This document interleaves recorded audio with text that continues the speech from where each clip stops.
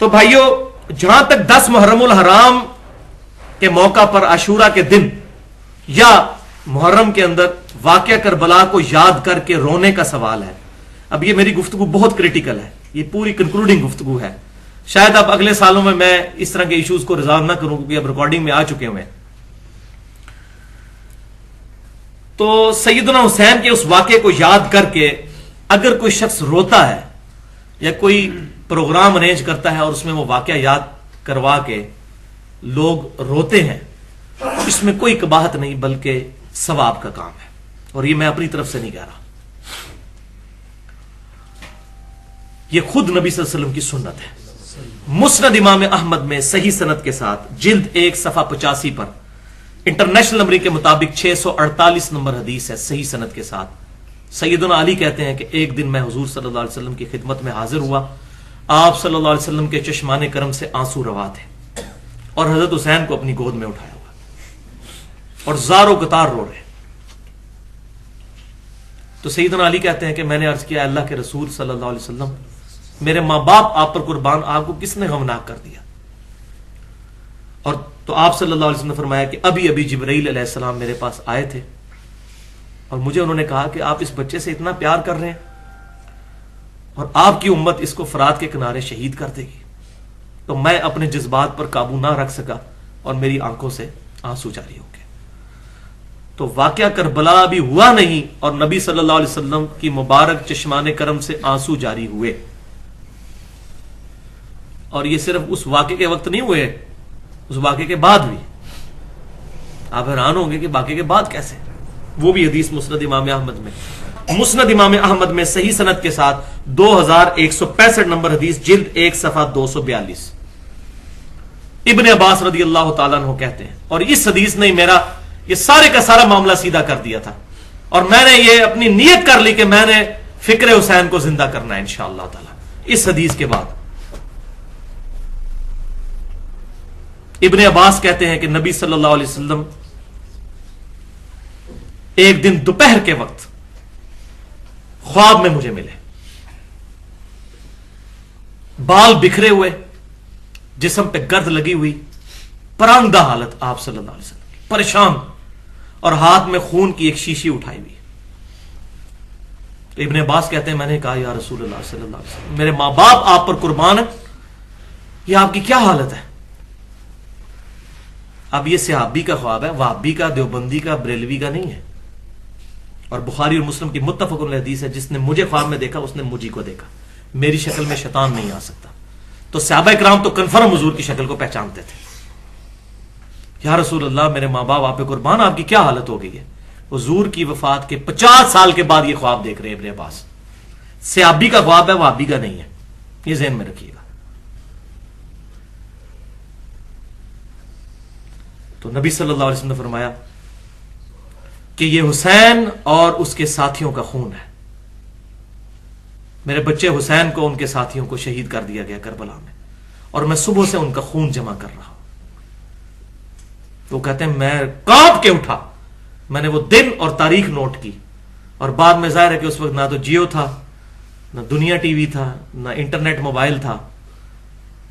بہت عرصے بعد خبر پہنچی کہ اسی دن 61 ہجری میں 10 محرم الحرام کے دن اسی وقت سیدنا حسین کو شہید کیا گیا تھا. کہتے میں نے یاد رکھا وہ دن، اور وہی دن تھا. تو اس میں یہ بات آئی کہ آپ صلی اللہ علیہ وسلم نے فرمایا کہ میں صبح سے ان کا خون جمع کر رہا ہوں. اس کا یہ مطلب نہ کوئی لے کے آپ صلی اللہ علیہ وسلم واقعہ کربلا میں آئے ہوئے تھے، یہ تمثیل ہے. جیسے صحیح بخاری میں آتا ہے کہ آپ صلی اللہ علیہ وسلم نے غزوہ احد سے پہلے ایک خواب دیکھا تھا کہ ان کے سامنے گائے ذبح ہو رہی ہے. تو آپ صلی اللہ علیہ وسلم فرمایا میں نے اس کی تعبیر یہ کی ہے کہ میرے صحابہ شہید ہوں گے اس جنگ میں. پہلے ہی پتہ چل گیا آپ صلی اللہ علیہ وسلم کو اللہ تعالیٰ کی طرف سے. تو اب گائے اور صحابہ کا کیا تعلق ہے؟ آپ کو کہ جی گائے تو وہ ہندوؤں کے نزدیک معتبر ہوتی ہے.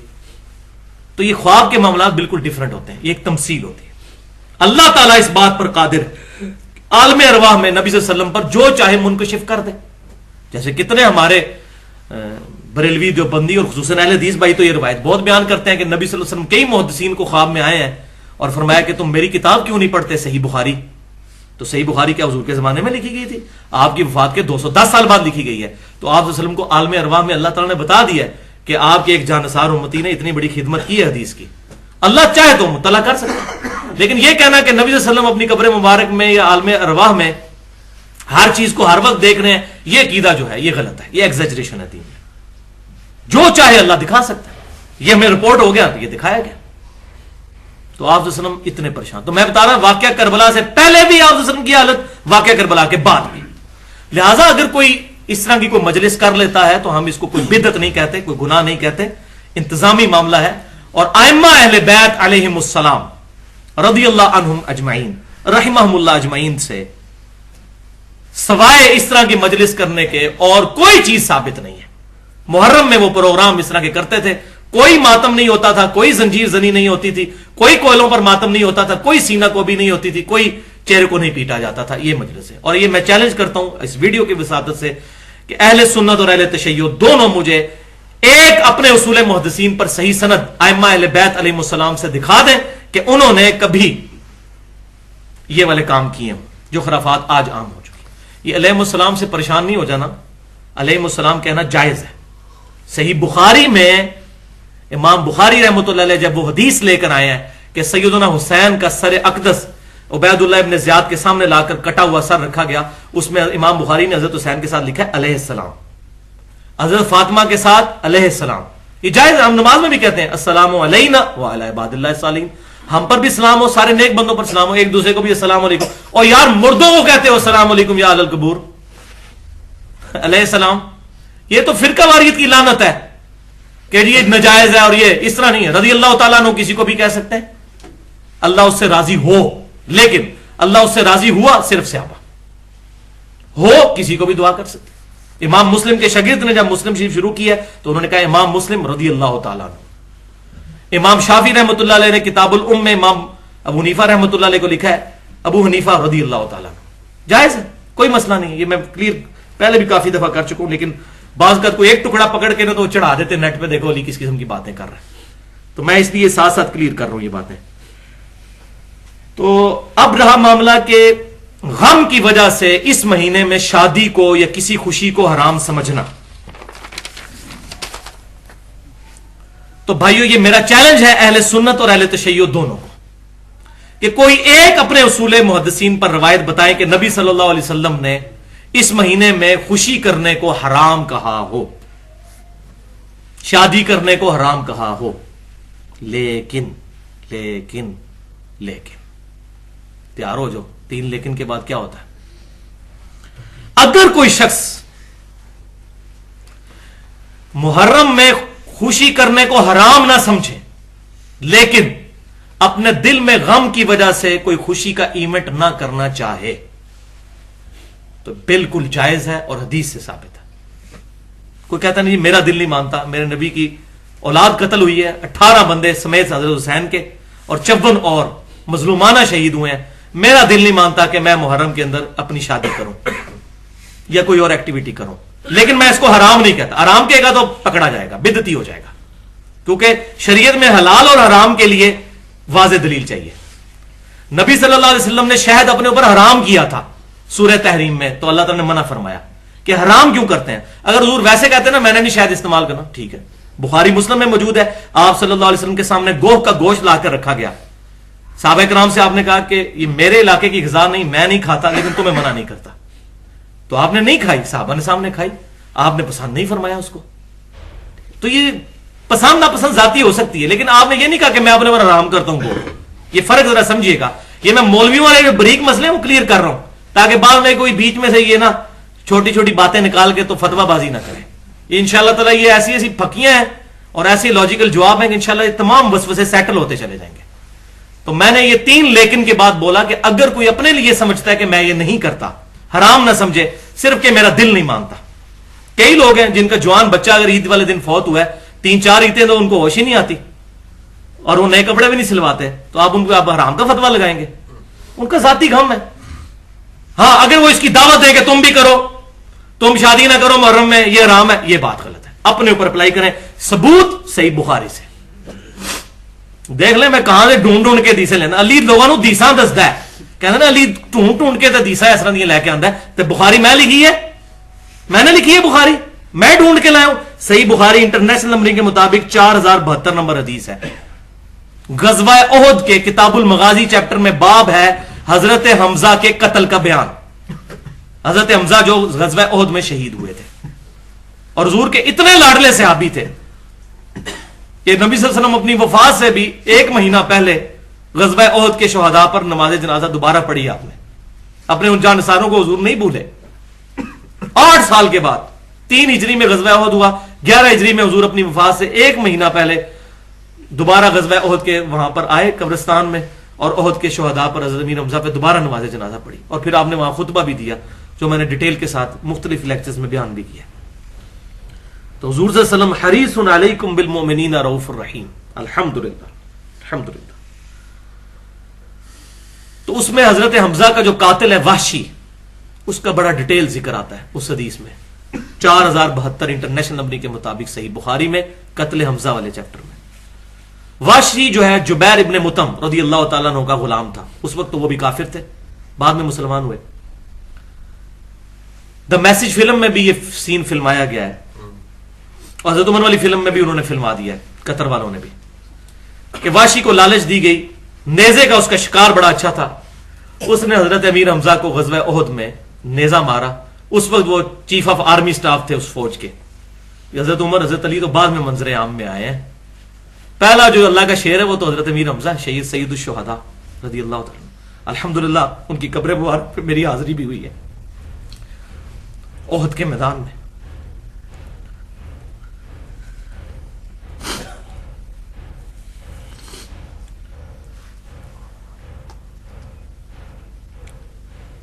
تو وحشی نے حضرت حمزہ کو شہید کیا. تو جب اسلام مکہ فتح ہو گیا تو وحشی بھاگ کے طائف چلا گیا. طائف میں بنو ثقیف رہتے تھے, اور حضور نے دعا فرمائی تھی صحیح مسلم میں کہ مجھے امید ہے ان کی نسلوں میں ایسے لوگ پیدا ہوں گے. اور دیکھ لیں بنو ثقیف سے ہی عبید اللہ جو مختار ثقفی بھی بنو ثقیف سے ہے, اور محمد بن قاسم بھی بنو ثقیف سے ہے. اسلام پہنچ گیا وہاں تک. اور حجاج ابن یوسف بھی ہے, وہ حضور نے کہا تھا ظالم شخص بھی پیدا ہوگا. تو جب وہاں پہ اسلام پہنچا تو وحشی پھر اب سوچنے لگا میں کہاں بھاگ کر جاؤں.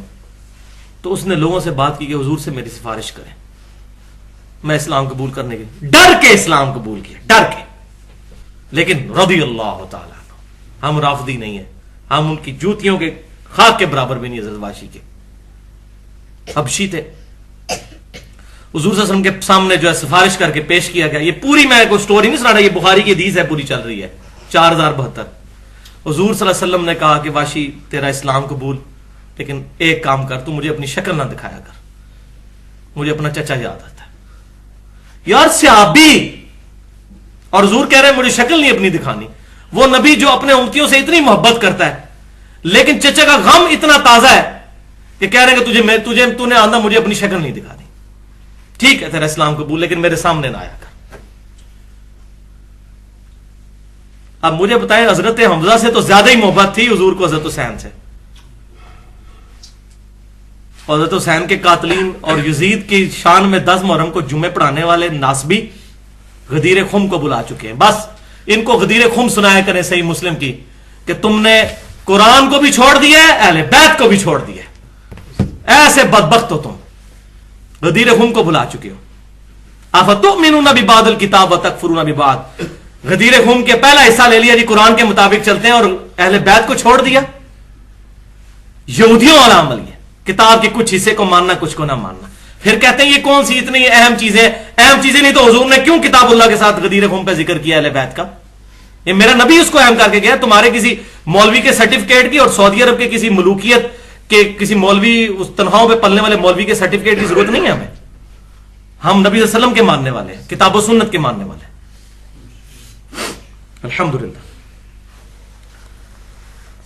تو لیکن یہ ساری چیزیں اگر کسی کو دکھ ہے وہ ٹھیک ہے, لیکن افسوس تابوت نکالے جاتے ہیں, تعزیے نکالے جاتے ہیں, گھوڑے, اور یہ حضرت حسین کا ذوالجناح بھی نہیں ہے, گھوڑوں کے نیچے سے گزرا جاتا ہے. معاذ اللہ. زنجیر زنی ہوتی ہے. محرم کے مہینے میں تو ہتھیار ویسے ہی چلانا کافروں کے خلاف بھی حرام ہے, کیونکہ حرمت والا مہینہ ہے. اور حضرت حسین کے خلاف ان کی سنت پہ پھر عمل ہو رہا ہے. اور کسی یزید کو پکڑ کے ذبح کرنے کی بجائے اپنے آپ کو مارا جا رہا ہوتا ہے, اپنے جسم کو زخمی کیا جا رہا ہوتا ہے. ہونا تو چاہیے اس دن 8-10 ہزار یزید بھی قتل ہوں, تاکہ ہمیں بھی خوشی ہو کہ یہ جو ملوکیت کے جو پنجے ہم پر گڑے ہوئے ہیں, یہ بدماش سیاستدانوں کے, یہ بھی ذرا جان چھوٹے. یہ میں صرف طنز کے طور پر کہہ رہا ہوں, ورنہ قانون کو ہاتھ میں نہیں لینا چاہیے. لیکن ایسا نہیں ہو رہا, دین بدنام ہو رہا ہے. اور نیشنل جغرافک والوں نے پکڑ کے وہ فلم بھی بنا دی ہوئی ہے ٹیبو. وہ پوری دنیا کے جو مذاہب میں جو لوگ عجیب عجیب حرکتیں کرتے ہیں نا, وہ سارا کوئی حضرت عیسیٰ علیہ السلام کی سولی والے واقعے کو یاد کرنے کے لیے کوئی سلیپ پہ چڑھ رہا ہے تو وہ کیل ٹھوک کے, تو ہر سال وہ چڑھتے ہیں, وہ دکھاتے ہیں جناب اپنے جسم پہ نشان باندھے, زنجیر زنی, بالکل سیم یہی چیزیں جو اہل تشیع, تو مجھے کہتے ہوئے شرم آتی, رافضیوں کے ہاں آ چکی ہیں.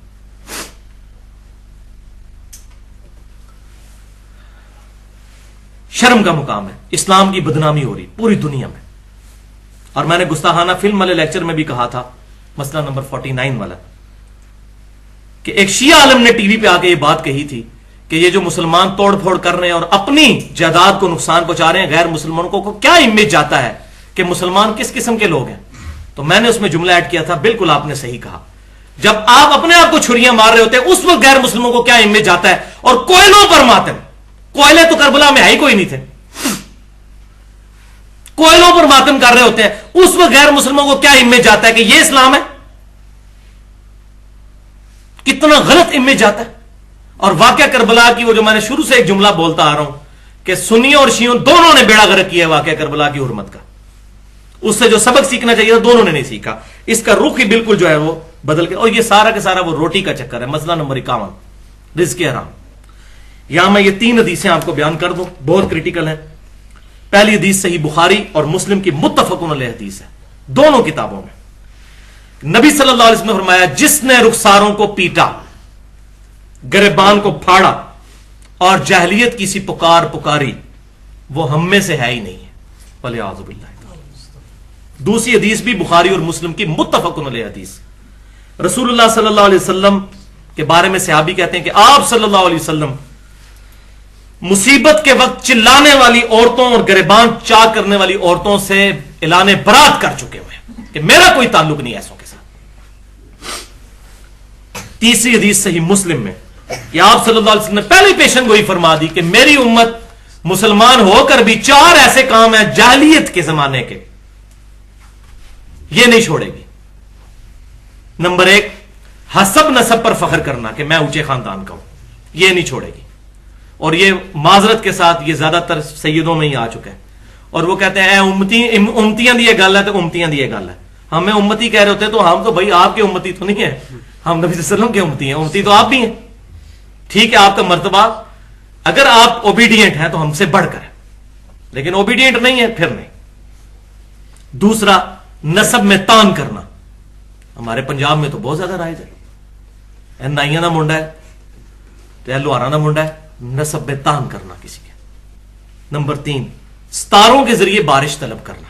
یہ تو اب ٹی وی پہ آ رہا ہے, وہ ستارے دیکھنے والے سابقہ لانے والے لوگوں کو بلایا ہوتا ہے, اور وہ جناب جو ہے وہ قرآن کی آیات پڑھ کے اس کا مطلب جو ہے وہ قرآن سورہ شورا میں جو آیت ہے کہ جو تمہیں مصیبت پہنچتی ہے فبما کسبت ایدیکم, یہ تمہارے ہاتھوں کی کمائی ہے کہ تم نے برے کرتوت کیے تو اللہ کی طرف سے عذاب آیا تم پہ. تو کہتا ہے یہ دیکھیں ہاتھوں کی کمائی ہے, یہ لکیروں کا ذکر ہے قرآن میں. یہ دیکھیں یہ جاہلوں کا حال, قرآن سے لکیریں ثابت کر رہے ہیں. اعلیٰ اس میں نہ چاہیے تمہاری لکیروں کی وجہ سے, یہ نہیں ہے تمہارے ہاتھوں کی کمائی, یہ تو محاورہ ہے عرب کا. اور چوتھی چیز آپ صلی اللہ علیہ وسلم فرمایا نوحہ کرنا. یہ 4 جاہلیت کے کام میری امت کبھی نہیں چھوڑے گی. اور فرمایا نوحہ کرنے والی عورت, اسی صحیح مسلم کی حدیث میں, اگر توبہ کے بغیر مر گئی تو قیامت والے دن گندک کی قمیض اور خارش کی چادر اس پر ڈال دی جائے گی. ولیعوذ باللہ تعالی. اور یہ نہ سمجھیے گا کہ یہ صرف سنیوں کے ہاں حدیثیں ہیں, اہل تشیع کے ہاں اس سے بھی سخت حدیثیں ہیں. ابھی ٹائم نہیں ورنہ میں وہ بیان کر دیتا. وہاں تو تقریباً یہ ماتم اور یہ تمام کرنا کفر کے قریب ہے. اہل سنت کی سے زیادہ سخت حدیثیں اہل تشیع کے ہاں ملتی ہیں ماتم اور ان چیزوں کے خلاف. لیکن مسئلہ وہی ہے کہ سنی 95% بخاری اور مسلم کے طریقے پہ نماز نہیں پڑھ رہے, سوائے چند بچارے اہل حدیثوں کے 95% نہیں پڑھ رہے. تو کیونکہ بخاری مسلم پڑھی نہیں ہوئی انہوں نے.